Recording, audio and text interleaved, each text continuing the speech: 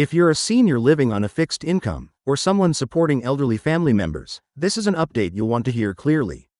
In a new statement that's gaining national attention, former President Donald Trump has confirmed support for a proposal involving $2,000 stimulus rebate checks, and what's making headlines today is that low-income seniors have now been included in the updated priority list. Now, before anything else, this does not mean checks are going out tomorrow. Nothing is finalized yet, but what it does mean is that seniors, especially those living below certain income thresholds, are now being discussed as a key focus in the revised rebate plan. And that shift alone is something many have been waiting to hear for a long time. In this video, we're going to take a clear, honest look at what was said, what's actually possible, how seniors were added to the list, and what steps, if any, you may need to prepare for depending on how the proposal moves forward. No hype, no confusion, just straightforward information to help you stay informed. A lot of people rely on these updates to plan their monthly budgets, medications, groceries, and basic needs. So if this topic affects you or someone you love, stay with me. I'll break everything down simply, and by the end, you'll know exactly where things stand and what to watch for next. If you appreciate clear, honest updates without the drama, please like this video. It really helps support the channel and reaches more seniors who need accurate information.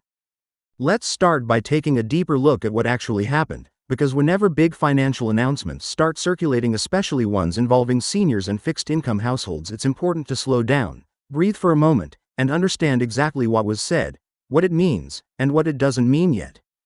When Donald Trump mentioned the idea of $2,000 stimulus rebate checks and highlighted low-income seniors as a group that should be included, it immediately set off a wave of discussions across social media, talk shows, and financial forums. But what often gets lost in the noise is the context. This is a proposal being supported, not a finalized payout heading to bank accounts. So as we break this down together, I want to make sure everything is presented clearly and realistically, because people depend on this information to plan their monthly lives, and misinformation can do real harm. Now, the reason this statement caught so much attention is not just the dollar amount, but the shift in tone regarding seniors.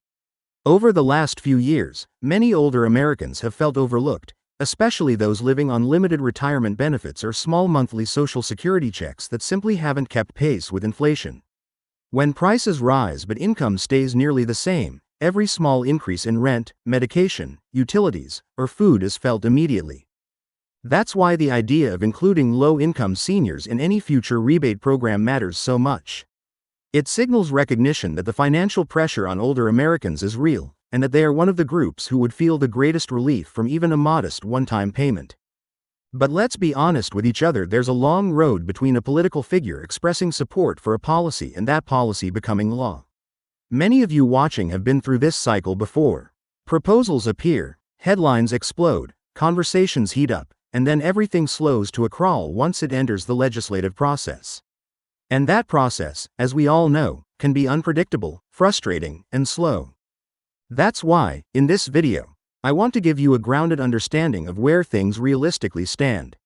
Not hype, not promises, just clarity. When Trump mentioned the $2,000 figure, he framed it as a way to provide immediate relief to people who are getting hit hardest by rising costs. And whether you support him or not, the reality is that the conversation about direct financial aid has resurfaced because so many households, especially seniors, are struggling. Groceries cost more than they did just a year ago, rent continues to climb in many cities, and basic medical expenses have gone up in ways that make budgeting increasingly difficult. Even things like transportation, electricity, and home repairs have become more expensive, and when you're on a fixed income, you don't have the flexibility to absorb those jumps.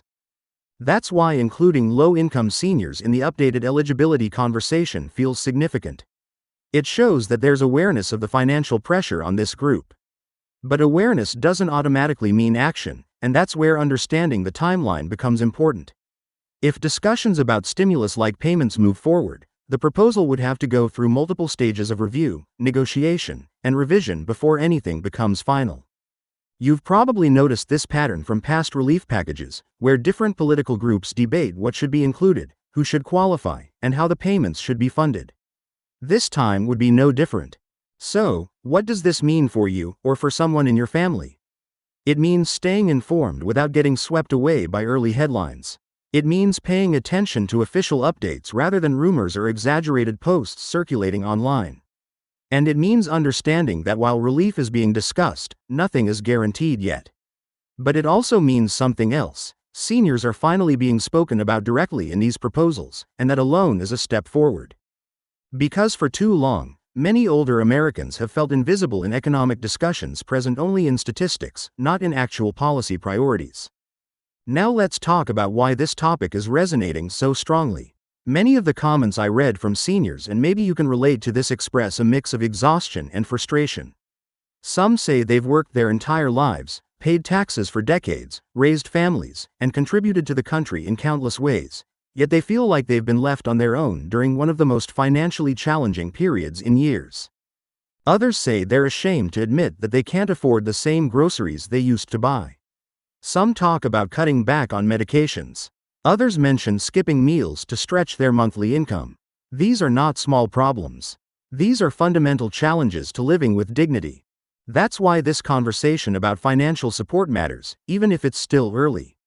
It matters because seniors deserve stability. They deserve clear information. They deserve to know that they are not being forgotten. And whether or not this proposal moves forward, the fact that it has reignited public awareness around the struggles of older Americans is an important shift. It forces policymakers, news outlets, and the public to acknowledge that rising costs are hitting seniors harder than almost any other group. Now let's talk about the emotional side of all this, because money issues are never just about money. When you're unsure whether you'll have enough to cover your expenses for the month, it creates stress. And for seniors, stress isn't just uncomfortable, it affects health, sleep, mental well-being, and even relationships. Some seniors feel guilty asking their adult children for help. Others feel embarrassed admitting that their retirement savings aren't stretching as far as they expected. And many feel isolated, as if they're carrying their worries alone. I want you to know that if you're feeling this way, you're not alone at all. There are millions of people in the same situation, and that's exactly why conversations like this one matter. Now, one question people keep asking is, what would seniors actually have to do if these payments were approved?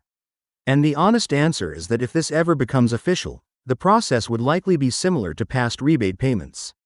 For most seniors, especially those receiving Social Security benefits, payments would be automatic, sent to the same bank account or mailing address on file with the government. There wouldn't be a complicated application process, and you wouldn't need to fill out long forms or submit extra paperwork.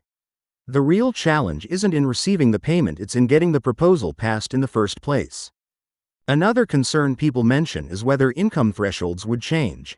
And while there's no official document yet, discussions so far suggest that low-income seniors would be prioritized. This means individuals with limited monthly benefits, small pensions, or no significant savings could be at the top of the eligibility list. But again, nothing is final. This is why staying up to date with accurate, straightforward information is important. My goal is not to make claims that aren't real, but to help you understand the discussion as it unfolds. It's also important to point out that stimulus or rebate programs don't just appear out of nowhere. They are shaped by economic conditions. And right now, many economists are concerned about the financial pressure affecting people living below certain income levels. When households struggle, it affects the entire economy. When seniors cut spending because they can't afford to buy basic items, local businesses feel the decline. When medical costs rise and people can't keep up, the healthcare system feels the strain.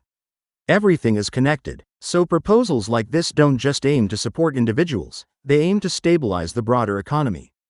Some viewers may be wondering whether this $2,000 figure is realistic. And that's a fair question. The number is significant, and it would require political agreement across different groups. But it also reflects the growing understanding that small one-time payments, like previous $600 or $1,200 checks, didn't stretch very far for seniors living on tight budgets. By the time bills were paid, and groceries and medications were bought, the money was gone. Larger payments are being discussed because the cost of living today is not what it was even a few years ago. And while we can't predict what final number lawmakers might agree on, the idea of a higher amount is absolutely grounded in the reality seniors face.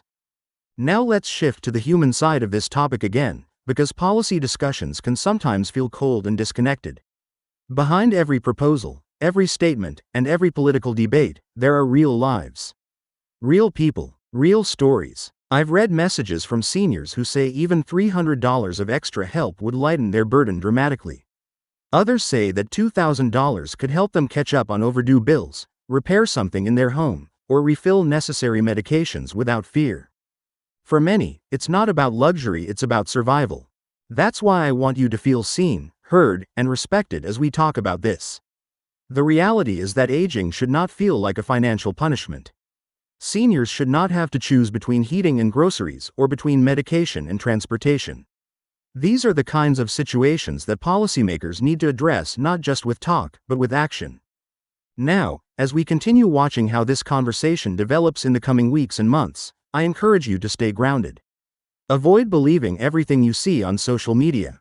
Avoid posts that guarantee money or promise overnight payments. When actual progress happens, it will come through official channel statements from lawmakers, updates on government websites, or reliable news reports. And when those updates happen, I'll be here to break them down in a way that makes sense, without adding confusion or drama. As we begin to wrap up this portion of the discussion, I want to highlight one more important thing: staying informed is a form of empowerment.